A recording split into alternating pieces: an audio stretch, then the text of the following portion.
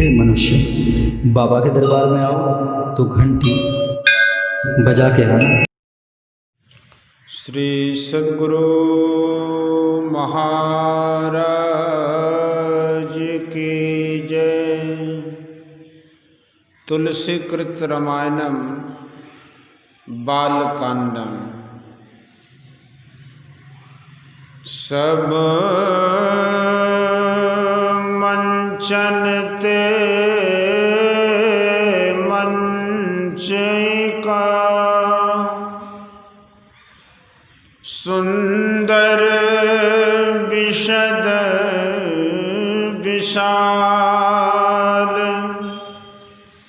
मुनि समेत दो बंधु तहाँ बैठा रे महिपाल। सब सिंहासनों में एक सिंहासन जो कि सुंदर, उज्ज्वल और सबसे बड़ा था, मुनि सहित दोनों भाइयों को राजा ने वहाँ बिठाया। प्रभु ही देख सब नृपहि हारे, अजनु राकेश उदय भय तारे।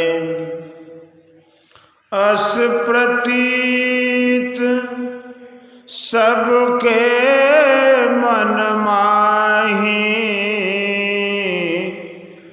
राम चाप तो रब शक नाही।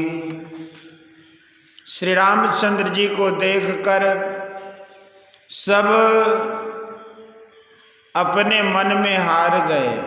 जैसे शरद में पूर्ण चंद्रमा के उदय होने पर तारे हार जाते हैं, सबके मन में ऐसा विश्वास हुआ कि श्री रामचंद्र जी निसंदेह धनुष तोड़ देंगे, अथवा न भी तोड़े तो भी बिनु भंजे ओ भव धनुष विशाला, में नहीं सिए राम उर्माला।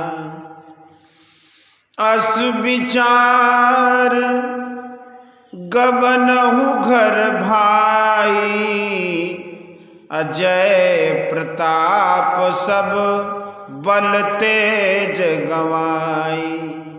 बिना शिव जी का विशाल धनुष तोड़े हुए भी जानकी जी श्री रामचंद्र जी के गले में जयमाला डाल देंगी। ऐसा विचार कर भाइयों, जय प्रताप बल तेज गंवा कर घर को चले जाओ। बिह से अपर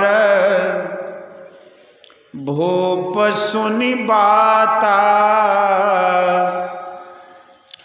बिह से अपर भूप सुनि बानी, अजेय विवेक अंध अभिमानी। तोरे धनुष व्याह अब गाहा, बिनु तोरे को कुंवरी विवाह। यह वाणी सुनकर दूसरे राजा हंसे, जो अज्ञान से अंधे और अभिमानी हैं। वे फिर बोले कि धनुष तोड़कर भी ब्याह होना कठिन है, तो बिना तोड़े हम कुमारी को कौन ब्याह सकेगा। एक बार कालहु किन हो, हसिए हित समर जितब हम सो। यह सुनिया पर भूप मुस्काने, धर्मशील हरि भक्त सयाने। एक बार तो काल भी क्यों न हो जानकी जी के हेतु हम उसको युद्ध में जीतेंगे। यह सुनकर और राजा मुस्काए, जो धर्मशील नारायण के भक्त और चतुर थे। सिए विवाह राम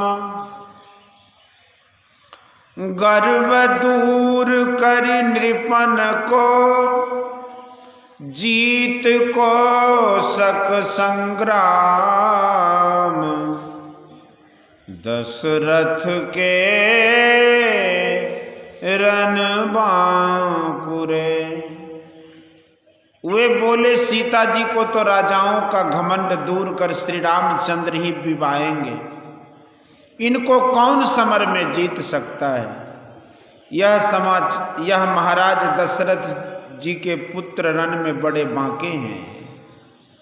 वृथा मरहु जनी गाल बजाई, मन मोदक नहीं भोख बुताई। सिख हमारी सुन परम पुनीता, जगदम्बा जानहु जिय सीता। वृथा गाल बजाकर मत मरो, मन के मोदकों से भूख नहीं बूझती। हमारी परम पवित्र शिक्षा सुनो, जानकी जी को जगन माता जी में जानो। जगत पिता रघुपति ही विचारी, अभरी लोचन छबिले हूँ निहारी। सुंदर सुखद सकल गुण राशि, यह दो बंधु शंभुरवासी। और जगत के पिता श्री रामचंद्र जी को विचार नेत्र भरकर छवि देख लो। सुंदर और सुख देने वाले सब गुणों की राशि ये दोनों शिव जी के हृदय में बसने वाले हैं।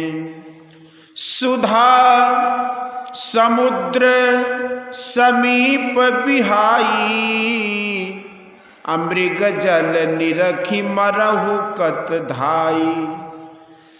करहु जाए जाको जोई भावा, हम तो आज जन्म फल पावा। अमृत समुद्र के निकट में छोड़ मृग तृष्णा का जल देखकर क्यों मरते हो। जिसको जो अच्छा लगे वही जाकर करें। हमने तो आज जन्म का फल पा लिया। हस कही भले भूप अनुरागे, आरोप अनूप बिलोकन लागे। देखहि सुर नर चढ़े विमाना, अबर सही सुमन करही कल गाना। ऐसा कहकर भले राजा बड़े प्रेम से श्री रामचंद्र जी का उपमा रहित रूप देखने लगे। विमानों में चढ़े हुए आकाश से देवता देखते हैं और फूल बरसाकर सुंदर गान करते हैं। जानी सुअवसर सिए तब, थोड़ा कम कीजिएगा, पठई जनक बुलाई। चतुर सखी सुंदर सकल,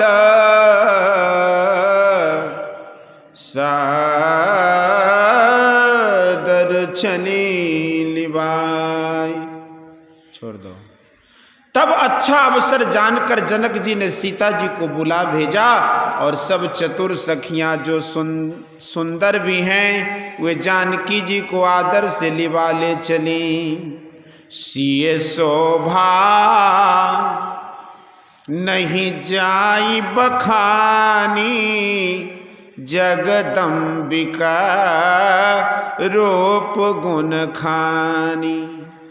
उपमा सकल मोही लघु लागी प्राकृत नारी अंग अनुरागी। जानकी जी की शोभा बखानी नहीं जाती, जगत की माता रूप गुण की खान है। गोसाई जी कहते हैं कि मुझको सब उपमा छोटी लगती है, क्योंकि वे प्राकृत स्त्रियों के अंगों में अनुराग किए, अर्थात कवियों ने साधारण स्त्रियों को दी हैं। सिए वरन जही उपमा देई कुकवि कहाए अयस को ले। जो पट तरिए तिये समसिया अजगयस युवती कहाँ कमनिया। सीता जी के वर्णन में उस उपमा को देखकर अधम कवि नाम कहा कर कौन अपयस ले। जो जानकी जी की उपमा को किसी स्त्री से दें तो जगत में ऐसी सुंदर स्त्री कौन है। गिरा मुखर तन अर्ध भवानी रति अति दुखित अतनुपति जानी। विष वारुणी बंधु प्रिय जेही कहिए रमा सम किमि वैदेही। सरस्वती मुखर अर्थात बहुत बोलने से दोष युक्त है। भवानी को अर्धांग का दोष है। और रति काम की स्त्री अति दुखित है, क्योंकि उसका पति अंग रहित है, अतः वियोगिनी है।